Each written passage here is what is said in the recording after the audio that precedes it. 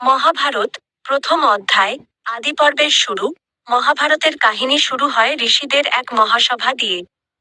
একসময় শৌনক ঋষি এর আশ্রমে অনেক ঋষি একত্রিত হন। তারা চান পুরনো ইতিহাস ও ধর্মের গভীর জ্ঞান জানতে। তখন সেখানে উপস্থিত ছিলেন উগ্রশ্রবা সৌতি, যিনি মহাভারতের কাহিনী বর্ণনা করতে শুরু করেন।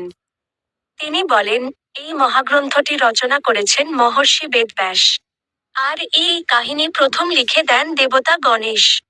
মহাভারতের মূল উদ্দেশ্য, মানব জীবনের ধর্ম, ন্যায় অন্যায়, ভালো মন্দ, সবকিছুর শিক্ষা দেওয়া। কুরু বংশের শুরু। মহাভারতের কাহিনী মূলত কুরু বংশকে কেন্দ্র করে। এই বংশের রাজা ছিলেন রাজা শান্তনু। একদিন তিনি গঙ্গা নদীর তীরে এক সুন্দরী নারীকে দেখলেন। তিনি ছিলেন দেবী গঙ্গা। রাজা তাকে বিয়ে করতে চান। কিন্তু গঙ্গা একটি শর্ত দেন, আমি যাই করি, আপনি কখনো আমাকে প্রশ্ন করবেন না।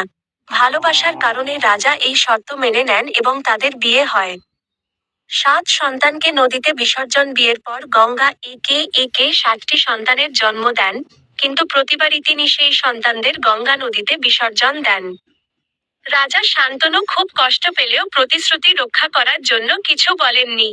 অষ্টম সন্তান জন্মের পর তিনি আর সহ্য করতে পারলেন না এবং গঙ্গাকে থামালেন। তখন গঙ্গা তার আসল পরিচয় দেন এবং বলেন, এই সন্তানরা ছিল অভিশপ্ত দেবতা। তাদের মুক্তি দেওয়ার জন্যই আমি এ কাজ করেছি। এরপর তিনি অষ্টম সন্তানকে নিয়ে চলে যান। ভীষ্মের আবির্ভাব। এই অষ্টম সন্তানই পরে বড় হয়ে হন ভীষ্ম। তিনি ছিলেন অত্যন্ত শক্তিশালী ও প্রতিজ্ঞাবদ্ধ একজন যোদ্ধা। পরবর্তীতে তিনি তার পিতার সুখের জন্য আজীবন ব্রহ্মচর্য পালন করার প্রতিজ্ঞা নেন, যা ইতিহাসে ভীষ্ম প্রতিজ্ঞা নামে বিখ্যাত।